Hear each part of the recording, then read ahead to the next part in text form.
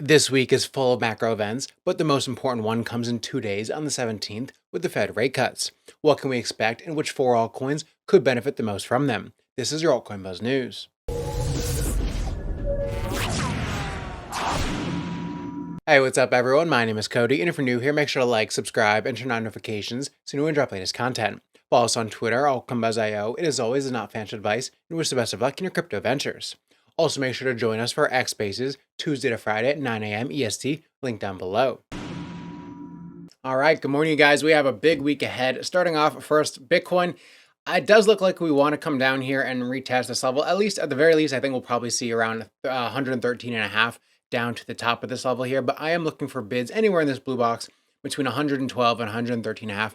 I think we probably get something like this, maybe a bit of de-risking going into FOMC on Wednesday. That's usually the case. So if we get any kind of de-risking down here, this is where I'm looking to bid on Bitcoin and other altcoins, which we'll talk about today as well. So we have a big week ahead, Tuesday of retail sales and industrial production and FOMC day one.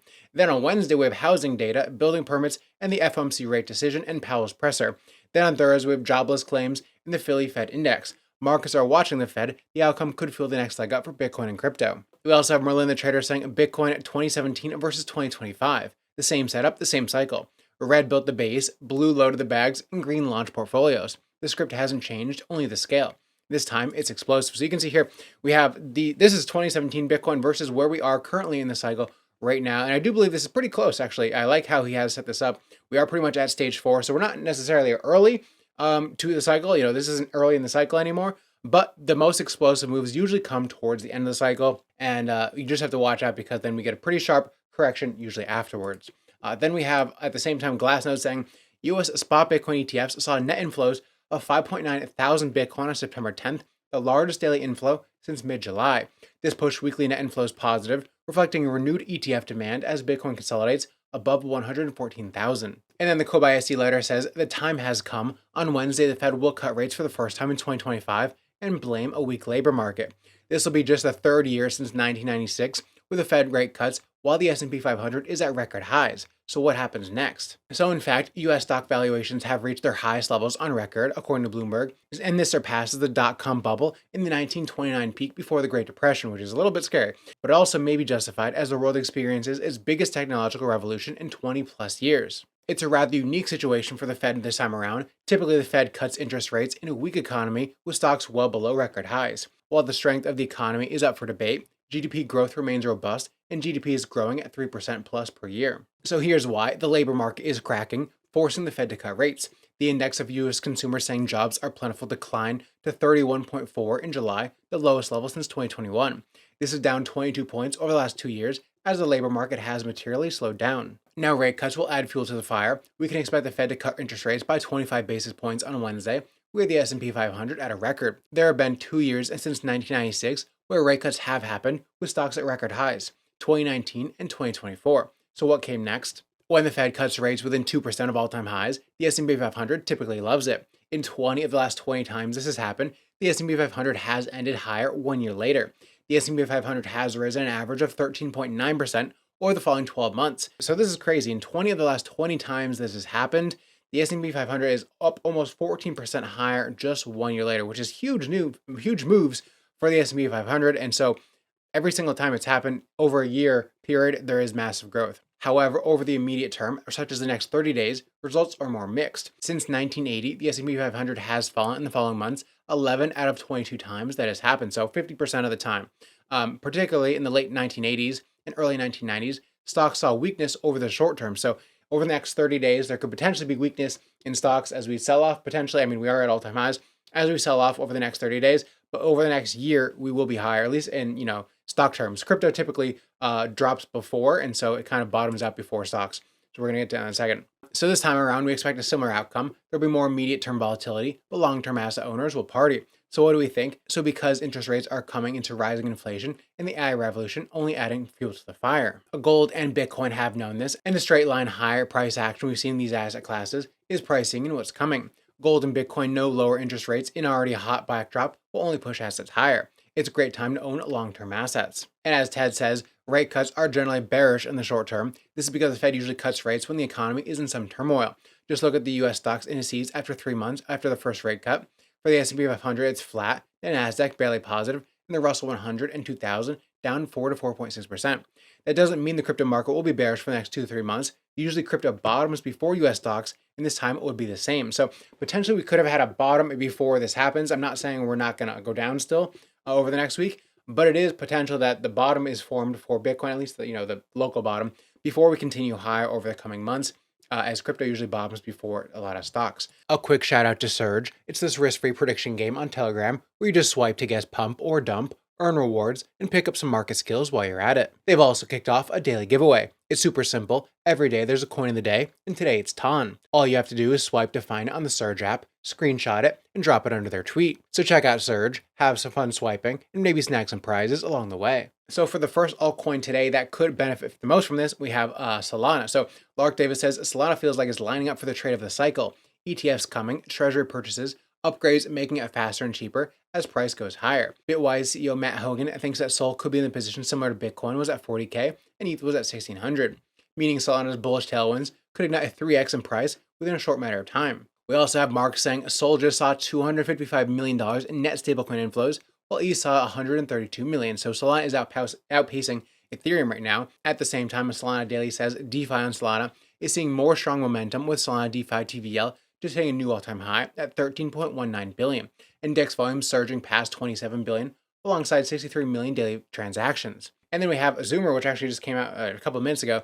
We have Multicoin's new Solana DAT company completes a purchase of 6.8 million Solana at an average price of $232 for a total price of 1.58 billion, which is why we saw a huge run up in Solana to basically $250 this past weekend. It was basically a straight line up. We also have Sharp saying this is insane, and Galaxy scooped up $536 million plus of Solana in the past 24 hours, stacking up over 1.5 billion this month alone. So institutions are loading up on Solana. So this is the reason we saw Solana essentially go parabolic this past weekend, where we broke straight through 217 all the way up to around $250 before we started to sell off a little bit this morning, going into this heavy macro week that we have going on.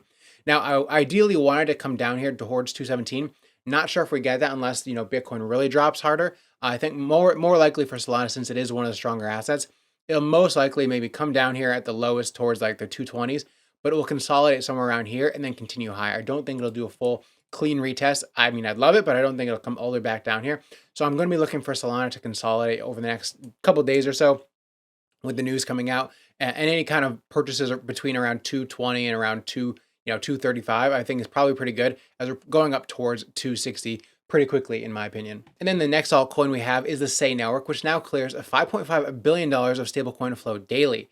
Yet the network holds just 191 million in stablecoins. I did the math here, 0.07% of the 289 billion total stablecoin supply. Meanwhile, Say captured 50% of the on-chain gaming market, ranked number 2 in wallet count ahead of Base and Ethereum, and expanding into high-frequency trading and RWA settlement. Then, sadly, the low stablecoin share today means much more upside. We also have Mark sharing that Say's trading volume in September is 30% higher than TON, and Say's market cap is 4x smaller than TON. So even though it's doing more trading volume, it is still much smaller than a lot of its competitors. We also have Nansen saying Say is no longer just one to watch. It's a preferred base layer for stablecoins, RWAs, and real enterprise flows. 5.5 billion in daily stablecoin volume, 1.53 billion in DEX volume in July, 243 million stablecoins minted in 4 months, 100 million plus native USDC minted in 10 days.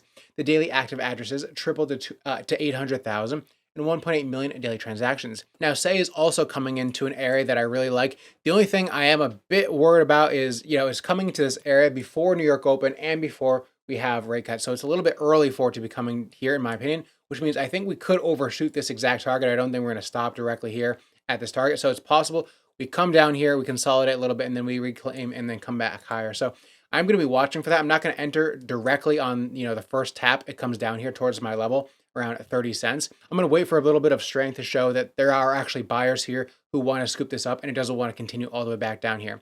It would be nice if it came back down here, but the whole part of the trade, which we set up last week, was that we broke out of the descending, line here, which I'll show you. So we've broken out of here, we're retesting it from the upper side, and so we wanted to hold above this line. And if we head back down here to the bottom of it, it's not, the end of the world, but it's not the ideal trade setup. So I'm going to wait for buyers to show that they actually want to buy around the mid-range here. But if not, if we head back down lower, it is possible we could take out some of these stops before, reclaiming and doing something like this. And then after the Fed's meeting, we then continue higher. So those are two different scenarios. I'm going to watch for how these play out over the next couple of days. But that's what I'm looking for on say right now. Ideally, we hold strength around this mid zone here and then continue higher. And then for the third coin, we have Rain sharing avax once shocked crypto Twitter by flying to $147. Today it's building stronger foundations for the future. Since June, avax rallied from $16 to $30 by September. Avalanche is still quietly building, and I'm bullish. Dreams don't die, they reload. When avax wakes up, it won't ask for permission, it'll explode. Every comeback starts from disbelief. We also have Avalanche saying T-bill on the Avalanche network has doubled since April, climbing from $1 billion to $2.1 billion, fueled by institutional inflows, gaming growth, and major network upgrades. And Maeve says another $1 trillion industry player just went with AVAX. Toyota utilizing Avalanche simply proves the chain's robust utility, even in mega industries. Imagine car ownership and financing that's faster, transparent, and cheaper. With AVAX, speed and interoperability, things like loan approval, insurance, ownership tracking, and transfer could all move from months to just minutes. Imagine a world where car transactions are verifiable on-chain, where there's no more hidden costs in financing or secondhand sales. And also, AVAX is going ballistic. Why? We have the VanEck ETF coming, JP Morgan and Apollo, RWA settlement via Evergreen Subnet. We have Citi with FX and bond simulations on Avalanche Tech. We have T. Rowe, Wellington, and Wisdom Tree tokenizing finance pilots. We have Circle's native USDC deploying for institutional DeFi. We have Maple and GMX TradFi line DeFi on Avalanche. We have Republic Note, which chose Avalanche for public equity tokens, and Deloitte's FEMA recovery docs built on Avalanche. So Avalanche is doing exactly what we want, and we drew this a while ago, and I like to keep these drawings on here to show this is exactly what we want. We had this basing form, and we finally broke out of this, consolidation from between $26 and around $16. So we finally broke out of here. We are at this point right now, and so as we come back down here, if we make any kind of retest towards between $27 and realistically $28, anywhere around this area is a great place to bid for Avalanche, I think. As we've finally broken out of here, we've showed strength and momentum. This actually looks great. I'm going to set some alerts here because I think if we come back down here, we are going to quickly fly to this next level of resistance because there's a lot of air here. There's a lot of space to fill. And so I think it's probably pretty quickly will go towards $35, especially with rate cuts coming this week. And so anything down here I'm liking. And what we don't want to see is we don't want to see it come back down here, probably towards down around $24. This is where we'd want to invalidate this. Because if we broke back down into this range and held down below here, it's not good because we're basically coming back down into the range that it just broke out of, and this will look like a deviation. So I really like Avalanche here. It's looking like one of the best altcoins right now because it's finally broken out of this range and it's still in an area where we can catch it before its next move up towards these next levels of resistance. So that is Avalanche. We're finally breaking this, this consolidation structure, and we're looking to go much higher. And then for the last coin today, we have hbar. So Gilmore Estates says, when the world's number one's built on hbar, it's big. From NVIDIA to BlackRock, Visa, Deloitte, and more. Leaders across tech, finance, defense, and payments are choosing Hedera. We have NVIDIA with verifiable compute, BlackRock, MMF via Archax. We have Lloyd's using collateral FX, Visa with payments, BitGo with Hedera's governing council, the Fed now, the U.S. Department of Defense, Deloitte, AP, and S6. We also have hbar goes institutional, with Grayscale officially filing an S1 with the SEC for Hedera ETF. At the same time, Hedera has been selected for Wyoming's Frontier stablecoin, the first U.S. state-issued stablecoin token, trusted, fast, and compliant. So we have the first U.S. stablecoin being issued in Wyoming on Hedera. And 140 countries are now running on hbar by moving the auditing trail of their health systems onto Hedera as members of the World Health Organization. And also tokenized stocks are coming to Hedera, combined with recent collaborations with Lloyds Bank, Archax, and Aberdeen Investments. Hedera may already be a top 3 RWA network. So Hedera is actually at the exact area where we wanted to long this. The only thing I don't like I was saying before, is this is before New York Open and before we have a little bit more of a sell-off. And so I don't like that it's at this area before the other sell-off of Bitcoin and other altcoins. So I'm going to be watching for this. This isn't where I would just blindly bid because it is possible we head back down lower. So what I'd like to see is a little bit of consolidation around here. So maybe we come down here. I want to see us hold this level of support and actually show that it is support before I get into a bid. I don't want to just blindly bid here because it is possible it just comes straight down here and goes back down because we are still kind of in this lower highs forming. You can see here we are still in this lower highs. So what I would like to see is I would like to see it consolidate there for a little bit because we didn't break back above this level around 25 cents. It isn't making this full, higher low structure. We haven't fully broken above this level, which would then turn it into an uptrend. So if we were actually closing above here and then we came retest, then it would change the market structure. But because we haven't, broken back above this level, it is still in an area. It's in a gray area where I wouldn't want to long it just yet. So I'm waiting. I'm waiting to see if this holds as support. And if this does hold as support over the next couple of days, This is a great area for hbar because I think we're probably going back towards this level of resistance around 30-ish cents. And then lastly for today, we have Dalarnia Legends debuts the first Grandmaster tournament with a 250,000 D prize pool. So the competition is scheduled for October 11th and will pit 64 finalists against each other in a 6-round competitive bracket. The qualification for the tournament started on August 26th, and the final roster of players will be composed of winners from preliminary tournament heats, top-ranked participants from the qualification leaderboard, as well as a select number of wildcard entrants. The event structure is designed to culminate in a high-stakes final where the champion will be awarded 50% of the total prize pool. The organizers have positioned the Grandmasters as a flagship annual competition for the games community. The format integrates traditional esports elements such as skill-based qualifiers and point-based leaderboard with native Web3 features like tokenized rewards and player-owned digital assets. And Dalarnia Legends runs on the DAR Open Network, a chain-agnostic infrastructure where its native token, the D token, facilitates governance, staking, and in-game transactions. The tournament's hybrid qualification system, which rewards both consistent performance and tournament success, is intended to create a competitive field comparable to top esports championships. So that is Dalarnia Legends and their Grandmaster tournament. And that's the video for today, guys. We have these 4 altcoins, which I believe will do well as we come towards this next level of support here as we come back down. As Bitcoin is looking towards going back towards 113,000, I think we'll have a little bit of a sell-off, but this is where we want to be bidding over the next couple of days, as long as this holds as support. If we just go straight down through this level of support, obviously you don't want to be bidding that just like that. But if we come down here and we start to hold this area, that is where you want to bid before the next leg up. And I do think we will have a good next couple of months. In the short term, like I was saying with stocks and everything, it could be rocky in the near term, in the next week or so. But I do think over the next couple of months, we definitely go towards new all-time highs and it'll start breaking out, and we have a great Q4 for crypto. So that is the video for today, guys. I hope you enjoyed, and I'll see you tomorrow.